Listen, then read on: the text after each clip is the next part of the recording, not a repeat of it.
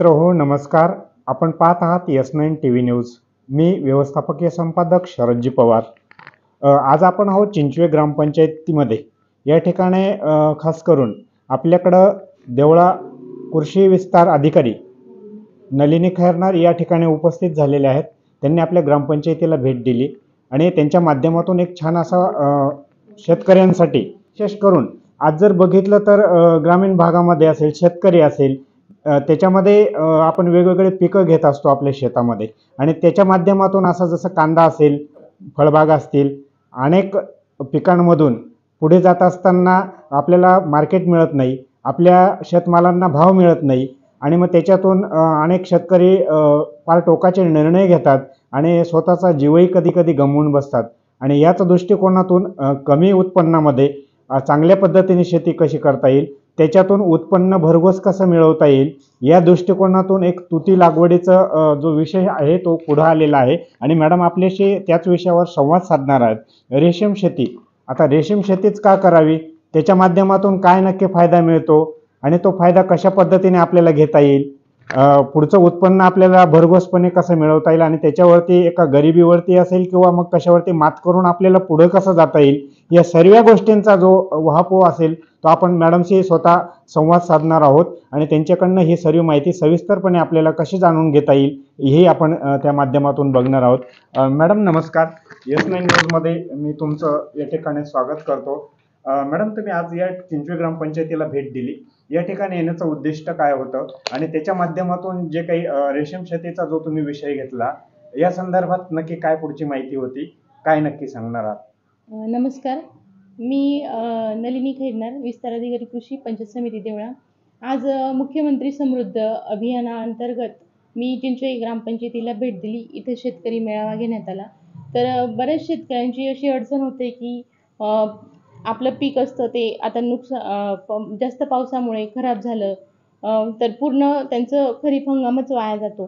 तर त्याला एक पर्याय म्हणून आपण शासनाची एक नवीन योजना इथे घेऊन आलो. तर रेशीम उद्योग महाराष्ट्र ग्रामीण रोजगार हमी योजनेअंतर्गत आपल्याला नवीन व्यवसाय म्हणून रेशीम उद्योग चालू करता येऊ शकतो. तर त्या रेशीम उद्योग का करावा हे मी थोडक्यात सांगते. तर आपल्याला रेशीम शेती ही एक अशी शेती आहे की ती शाश्वत उत्पन्न देणारी आहे. एकदा तुम्ही तुतीचं झाड लावलं तर ते 15 वर्षापर्यंत आपल्याला पीक देऊ शकतं. तर त्यासाठी आपण सुरुवातीला कमीत कमी 1 एकर जमिनीवर तुती लागवड करायची असते. जी 5,500 रोपं त्यासाठी लागवड करायची असतात एका एकराला. आणि त्यानंतर ते 3 ते 4 महिन्याचे झाल्यानंतर आपल्याला सुरुवातीला तोपर्यंत शेड बांधता येतं आणि शेडमध्ये 50 बाय 20 फुटाचं शेड बांधावं लागतं त्यासाठी आणि त्यामध्ये टप्प्याटप्प्यात अशा रॅका कराव्या लागतात आणि त्या रॅकांमध्ये आपण अंडीपुंज असतात ते अंडीपुंज आणून त्याच्यावर त्या तुतीच्या पाल्यावर त्या पुंजांची आपण वाढ करायची असते. तर जेव्हा ते आपण चॉकी आणतो त्या चॉकी आणल्यानंतर जवळपास 18 दिवस आपल्याला त्यांचं संगोपन करायचं असतं. तर ते सुरुवातीला पाला 2 टाईम त्यांना टाकावा लागतो आणि शेवटचे 5-6 दिवसच आपल्याला त्यांचं संगोपनासाठी जास्त काळजी घ्यावी लागते. सुरुवातीला सकाळी आणि संध्याकाळी 2 वेळा पाला दिल्यानंतर शेवटच्या 6 दिवसात आपल्याला त्यांना जसं जसं त्यांची आवश्यकता असेल त्या पद्धतीने आपल्याला तो पाला द्यावा लागतो. तर तुतीचं जे असतं उत्पन्न त्याला आपल्याला धोका नाही. जसं कांदे चोरीला जातात, मका चोरीला जातात, तसं ते चोरीचा आपल्याला धोका संभवत नाही. तसंच हे दरमहा आपल्याला उत्पन्न सुरू होतं याचं. जसं पहिली बॅच 4 महिन्यानंतर घेता येते. तर ती बॅच घेतल्यानंतर एका एकरापासून बॅच घेण्यासाठी 2 महिन्याचा आपल्याला गॅप द्यावा लागतो. 2 महिन्यात तो पाला तयार होतो आणि 2 महिन्यानंतर आपण दुसरी बॅच घेऊ शकतो. म्हणजे वर्षातनं आपण अशा 5 ते 6 बॅचेस घेऊ शकतो. आणि ह्या तुतीच्या बागेला खूप कमी पाणी द्यावे लागतं. इतर पिकांच्या तुलनेत खूप कमी पाणी द्यावं लागतं.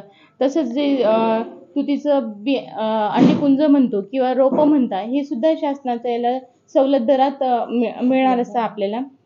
तसेच तुतीची जी लागवड करायची असते आपल्याला ती आपल्यासारख्या पाण्याची निचरा होणाऱ्या जमिनीत करायची असते. म्हणजे कमीत कमी याला पाणी लागत असतं.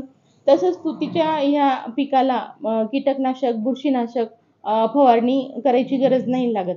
त्यासाठी आपल्याला त्याच्यामुळे कीटकनाशकाचा आणि बुरशीनाशकाचा फवारणीचा खर्च वाचतो.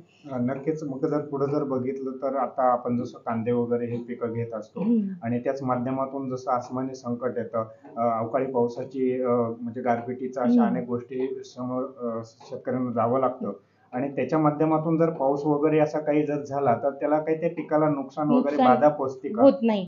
नुकसान होत नाही. त्याचा निचरा होऊन जातो आणि आपल्याला दुसऱ्याच दिवशी आपल्याला पाला, जसा आज पाऊस पडणार आहे, आपण पाला आधी तोडून ठेवला, उभा करून ठेवला किंवा पाऊस पडल्यानंतर पण पाला उभा करून ठेवला, तर तो पुढच्या संध्याकाळच्या फीडिंगसाठी आपल्याला तो देता येतो. त्याच्यामुळे पाऊस जरी जास्त झाला तरी तुतीसाठी त्याला काही बाधा होत नाही. म्हणजे आपल्याला तो वापरता येतो असं. आता जर तुम्ही जसं म्हणताय की सुरुवातीला एकरी, सव्वा एकरीमध्ये ही लागवड करावी असं. मग त्याच्यासाठी एकूण आता एकरीचा विषय जर आपण घेतला तर एकरसाठी किती रोपं लागणार आहेत? आणि ते काही असं याच्यावरती घ्यावं लागतं का? म्हणजे जसं गाद्यावरती असेल किंवा मग काही बेडवरती असतील, कशा हां. पद्धतीने घ्यावं लागतं? आपण गादी वाफ्यावर ते लावू शकतो आणि त्यासाठी आपण एका एकराला कमीत कमी 5,500 रोपं लावू शकतो. म्हणजे एका बॅच घेण्यासाठी.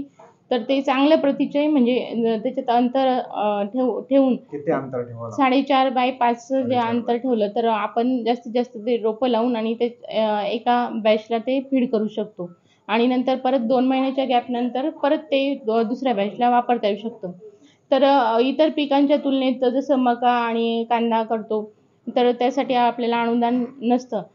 पण ह्या योजनेला आपल्याला सरकारतर्फे अनुदान आहे. जवळपास पहिल्या वर्षात म्हटलं तर तुती लागवडीसाठी आणि शेड बांधकाम असं ₹87,984 अनुदान आहे पहिल्या वर्षाला. अच्छा. अकुशलचं आणि कुशलचं म्हटलं तर ₹30,000 अनुदान आहे. जसं पावडरसाठी वगैरे किंवा आता खतासाठी मला जर एक सांगा, ग्रामीण भागातला जो शेतकरी असतो, आता याला असं सर्वच काहीही नसतात. आता कुशल आणि अकुशल याच्यामध्ये नक्की काय फरक आहेत? आमच्या शेतकरी मित्रांना या शब्दांबद्दल नक्की काय सांगणार आहात? अकुशल म्हणतात जसं शेतामध्ये मजूर काम करतो, तर त्याची मजुरी म्हणजे ती अकुशल. अच्छा. आणि कुशल म्हणजे जे साहित्य आपल्याला लागतं, जसं तुम्ही शेड उभारणीसाठी काही स्टील, सिमेंट त्याचा वापर करणार असेल, तर ते कुशल म्हणून आपण त्याचे बिल वगैरे सादर करतो असं. तर त्याच्यासाठी आपल्याला शेड बांधण्यासाठी जवळपास ₹66,400 अकुशल म्हणजे मजुरी आहे शेड बांधण्यासाठी. जे मजूर आपल्याला वापरण्यात येणार आहे त्यासाठी ₹66,000 मजुरी मिळणार आहे आणि कुशल म्हणजे साहित्यासाठी सिमेंट, स्टीलसाठी आपल्याला ₹1,18,000 अनुदान देण्यात येणार आहे. तर असे दोघं मिळून ₹1,84,456 शेड उभारणीसाठी आपल्याला शासन अनुदान देणार आहे. असे दुसऱ्या वर्षाला जवळपास ₹63,400 अनुदान आहे आणि तिसऱ्या वर्षाला पण 63,400 असे एकूण 4,32,000 3 वर्षात आपल्याला शासन निधी अनुदान देणार देईल. आहे. आता विचार जर केला तर ठीक आहे. आता तुमची पूर्णपणे माहिती आमच्या शेतकऱ्यांपर्यंत आपण या माध्यमातून पोहोचवतो आहोत. परंतु जर एखाद्या शेतकऱ्याला आता ती लागवड करायची आहे आणि मग त्याने कशा पद्धतीने संपर्क साधायचा आहे, कोणाला जाऊन भेटायचं, काही डॉक्युमेंटचं त्या ठिकाणी अडचण निर्माण होते का? किंवा ते काय लागणार आहे? या संदर्भात काय सांगाल? शेतकऱ्यांना जास्त कुठे जायची गरज नाही. आपण ग्रामपंचायतीच्या माध्यमातून शेतकरी ग्रामपंचायतीला अर्ज करू शकता. ग्रामपंचायतीचं मासिक सभेचा ठराव घेऊन आपण ते अर्ज पंचायत समितीला सादर करायचा आहे आणि त्यानंतर आपण प्रशासकीय आणि तांत्रिक मान्यता घेतल्यानंतर शेतकरी त्या कामाला सुरुवात करू शकतात. आता ज्यावेळेस आपल्याला ते रोप खरेदी करायचं आहे त्यावेळेस तातडीने काही पैसे वगैरे त्या ठिकाणी त्या रोपाचे द्यावे लागणार आहेत का? सुरुवातीला खर्च शेतकऱ्यांना करायचा आहे. अच्छा. त्यानंतर आपण पंचायत समितीकडे बिलं सादर केल्यानंतर आपले अनुदान देण्यात येईल. मग आता समजा पूर्णपणे एखाद्या शेतकऱ्याने हे तुतीची लागवड केली, शासनाचं जे अनुदान आहे तेही घेतलं आणि त्याच्या माध्यमातून ज्यावेळेस पूर्णपणे रेशीम शेती त्यांनी त्या ठिकाणी केली, तर मग तो विकायचा कुठं? त्याला मार्केट कुठं उपलब्ध होईल? आणि मग तो पैसा शेतकऱ्यांपर्यंत जास्तीत जास्त कशा पद्धतीने मिळेल? या संदर्भात काय सांगाल? सध्या आपल्या इथे मार्केट अवेलेबल नाही आहे, पण बीडला शासनाचं मार्केट आहे. तिथे शेतकरी ग्रुप पद्धतीने जर शेती केली तर ते एकत्रित जाऊन ते इथं विक्री करू शकतात. आता सध्या ₹550 ते ₹600 एका किलोला भाव आहे. त्यामुळे शेतकऱ्यांना चांगलं उत्पन्न मिळतंय. नक्कीच. आपल्याला जी माहिती दिली रेशीम शेतीबाबत आणि त्यांनी सांगितलं की ग्रामपंचायतीमध्ये जाऊन या विषयाची नक्की आपल्याला सखोल अधिक माहिती असेल माहिती मिळवायची असेल किंवा आपल्याला ते अर्ज कशा पद्धतीने द्यायची किंवा काही कागदपत्रांची महत्त्वाची माहिती असेल ती तुम्हाला ग्रामपंचायतच्या माध्यमातून मिळू शकते. आणि आज या ठिकाणी जर बघितलं तर आपल्यासोबत ग्रामपंचायत अधिकारी स्वतः या ठिकाणी आहेत, वासंती पाटील आहेत. त्यांच्याशी आपण या विषयावर संवाद साधणार आहोत. मॅडम नमस्कार, तुमचंही मी S9 न्यूजमध्ये स्वागत करतो. मॅडमांनी आता आपल्याला रेशीम शेती संदर्भात माहिती दिलेली आहे.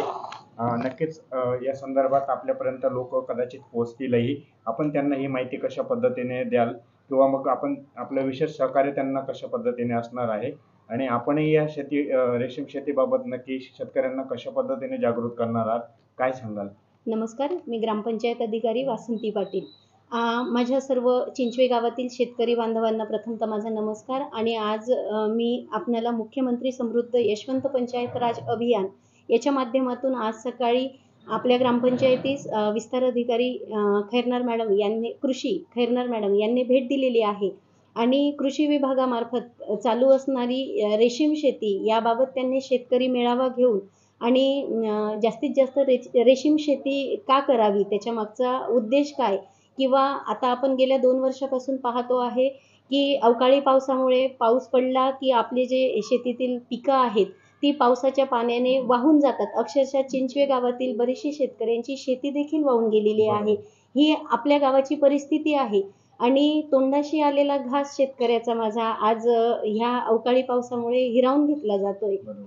तर माझी सर्वांना विनंती असेल की आपण रेशीम शेतीमध्ये ग्रामपंचायतीशी संपर्क साधून आणि त्याबद्दल आपल्याला 3 वर्षामध्ये 4,32,000 रुपयाचं अनुदान कसं वितरित होणार आहे, त्यामध्ये कुशल आणि अकुशल काय आहे, ही सविस्तर माहिती आपण ग्रामसभेच्या माध्यमातून तर शेतकऱ्यांपर्यंत पोहोचवतच आहोत. परंतु आपण आज ह्या ठिकाणी ह्या अभियानाच्या माध्यमातून देखील लोकांना आवाहन करतो की आपण ग्रामपंचायतीला येऊन आणि तुती लागवडीबाबत जास्तीत जास्त लाभ कसा घेता येईल याबाबत माझं प्रशासन, ग्रामपंचायतीचे सर्व कर्मचारी हे तत्पर आहेत. आणि आपण ग्रामपंचायतीला संपर्क साधून आणि तुती शेतीबाबत प्रत्यक्षात येऊन माहिती ही घेऊ शकतात. नक्कीच आपण वासंती पाटील यांच्याशी संवाद साधलेला आहे आणि त्यांनी शेतकऱ्यांना एक चांगल्या पद्धतीने माहिती या ठिकाणी दिलेली आहे. रेशीम शेती पिकवून चांगलं भरघोस उत्पन्न कशा पद्धतीने घेऊ शकतो या संदर्भात एक सविस्तर माहिती या ठिकाणी आपल्याला खैरनार मॅडमने या ठिकाणी दिलेली आहे. नक्कीच बाकीचे जे शेतकरी असतील, जेवढे असतील, त्यांनी त्या संधीचा फायदा घ्यावा आणि रेशीम शेती करून चांगल्या पद्धतीने भरघोस फायदा आपल्याला कसा करून घेता येईल याचे आपण नक्कीच त्यांच्याकडे जाऊन प्रत्यक्ष ग्रामपंचायतीमध्ये अर्ज सादर करावा किंवा त्यांच्याकडे या समस्याबाबत विचारणा करावी. नक्कीच ग्रामपंचायत तुम्हाला त्या बाबतीत सर्वपणे व्यवस्थितपणे माहिती त्या ठिकाणी तुम्हाला मिळेल आणि पुढे ज्या काही आपल्या स्वतःच्या भविष्यात येणाऱ्या अडचणी असतील ह्या माध्यमातून आणि चांगल्या उत्पन्नातून कशा सुटतील हेही पुढं नक्कीच आपल्याला फायद्याचं ठरणार आहे.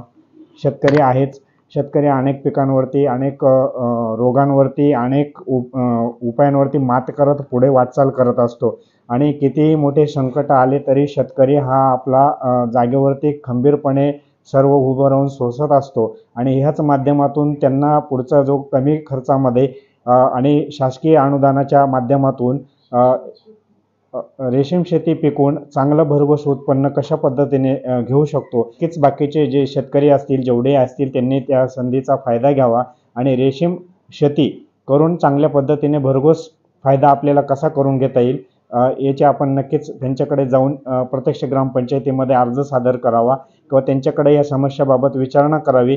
नक्कीच ग्रामपंचायत तुम्हाला त्या बाबतीत सर्वपणे व्यवस्थितपणे माहिती त्या ठिकाणी तुम्हाला मिळेल आणि पुढे ज्या काही आपल्या स्वतःच्या भविष्यात येणाऱ्या अडचणी असतील ह्या माध्यमातून आणि चांगल्या उत्पन्नातून कशा सुटतील हेही पुढं नक्कीच आपल्याला फायद्याचं ठरणार आहे. जर त्यांना माहिती हवी असेल तर त्यांनी नक्की ग्रामपंचायतीशी संपर्क साधावा आणि पुढील ज्याही गोष्टी असतील ते त्यांच्याकडनं पूर्णपणे माहिती त्यांनी घ्यावी.